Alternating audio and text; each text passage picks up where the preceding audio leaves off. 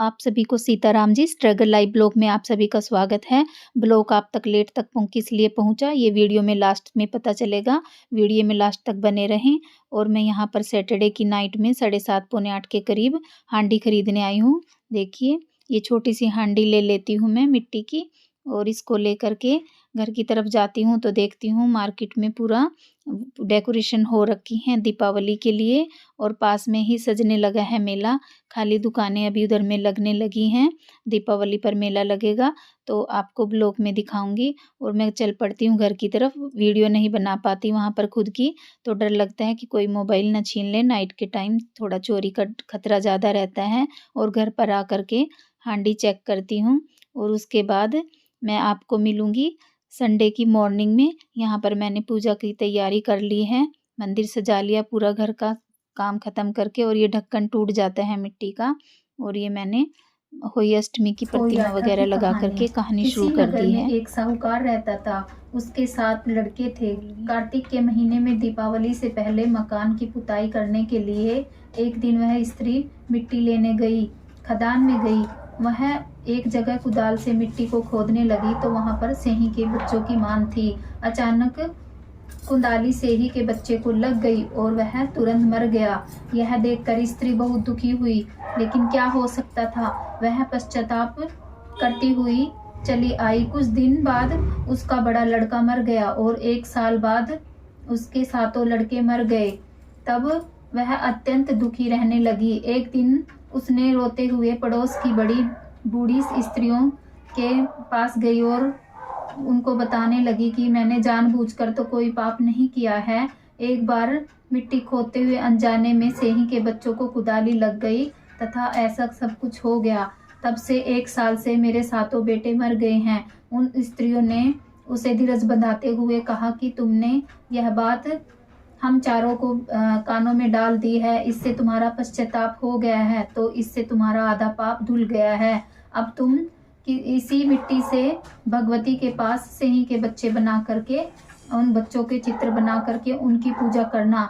ईश्वर की कृपा से तुम्हारा पाप दूर हो जाएगा और तुम्हें पहले की भांति पुत्र की प्राप्ति हो जाएगी। वह स्त्री आगामी आने वाली कार्तिक की कृष्णा अष्टमी को व्रत किया और वह तब से लगातार उसी भांति से पूजा करती रही। ईश्वर की कृपा से उसके 7 पुत्र उसे प्राप्त हो गए।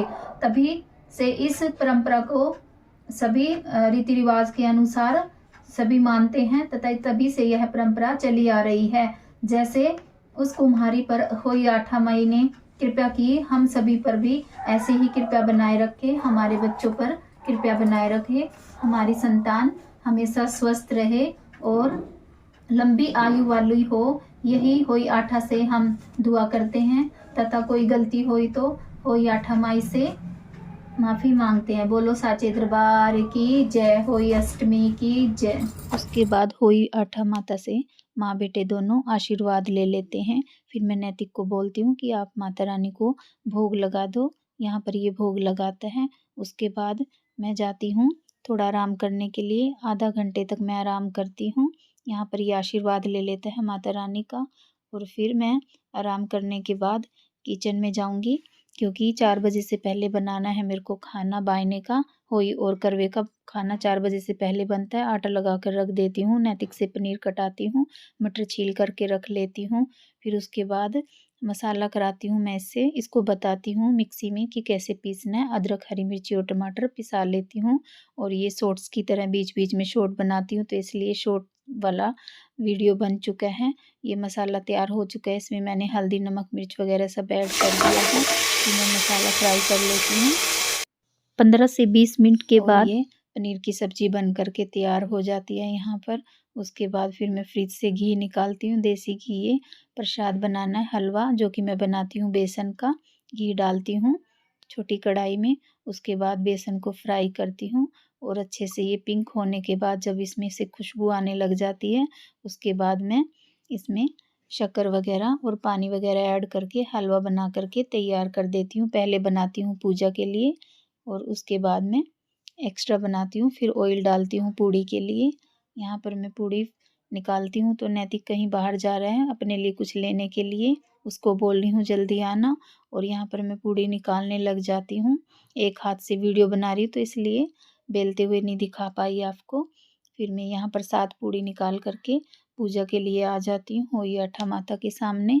और यहाँ पर बायना निकालने के लिए बैठती हूँ। बैठना हो रखा है मुश्किल, क्योंकि घुटनों में काफ़ी स्वेलिंग आ रखी है मेरे को 1 डेढ़ महीने से। आज तो ज़्यादा ही तकलीफ़ हो रखी है, क्योंकि 3-4 बार मैं ज़मीन पर बैठ चुकी हूँ, इससे मेरे को ज़्यादा तकलीफ़ हो रखी है। उसके बाद मैं बायना निकालती हूँ ऐसे। और ये मटके पर जो होई आटा की जो जिसको हम हांडी बोलते हैं, उस पर मैंने 7 पूड़ी रखी हैं और हलवा रखा है और थाली में रखे हैं बायने के पैसे। मैंने ऐसे निकाल करके मिनस देती हूँ, लेकिन उठना हो रखा है मुश्किल। काफ़ी देर तक ट्राई करती हूँ लेकिन उठ नहीं पाती। बेड के ऊपर रखा है मैंने वीडियो बनाने के लिए फ़ोन, तो वो देख रखी हूँ कि कैसे उठा करके उसको बंद करूँ, ना तो मैं फ़ोन बंद कर पाती हूँ और ना ही उठ पाती हूँ। दर्द के मारे मेरे आँखों में आंसू आ जाते हैं। तकरीबन 4-5 दिन हो चुके हैं। और ये पिल्लो रखा है जिस पर मैं बैठी हुई थी। उसके बाद आप देख रहे हैं वीडियो आज आप तक पहुँची है, और बड़ी मुश्किल से माँ बेटे दोनों धीरे धीरे करके, तकरीबन मेरे को आधा घंटा लग जाता है सीढ़ियों से जाने में। छत पर मैं जा रही होती हूँ, नैतिक पीछे पीछे होता है। बड़ी स्लो से चलती हूँ क्योंकि घुटने बिल्कुल भी काम नहीं कर पा रहे हैं। 4-5 दिन से मैं बिस्तर पर ही बैठी हूँ। यहाँ पर तारा निकल चुका है तो मैं पानी दे देती हूँ। ऐसे माँ बेटे दोनों मिलकर के पूजा कर लेते हैं, और खड़े खड़े ही पूजा कर रही हूँ, बैठ नहीं पाती, क्योंकि आपको बता ही चुकी हूँ बड़ा मुश्किल हो रखा है। 4-5 दिन से मेरे को ही पता है जितनी कठिनाई मेरे को हो रखी है। उसके बाद फिर मैं नैतिक को बोलती हूँ। नैतिक हमेशा की तरह मेरे को पानी पिलाता है और बोल रहा होता है, मम्मा आपको ज़्यादा पेन हो रहा है, क्योंकि ये देख रहा है मैं कितनी पेन में तड़प रही हूँ। बार बार मैं बैठ रही हूँ और काम कर रही हूँ। उसके बाद ये बोलता है मैं पटाखे फोड़ लूँ मम्मा।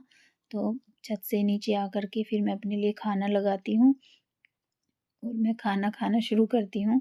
यहाँ पर ये अपने लिए कुछ लेकर के आता है। ये देखिए, ये मोमोज़ वगैरह लेके आया। मैं तो नहीं खाती बाहर की चीज़ें, खाली यही खाता है।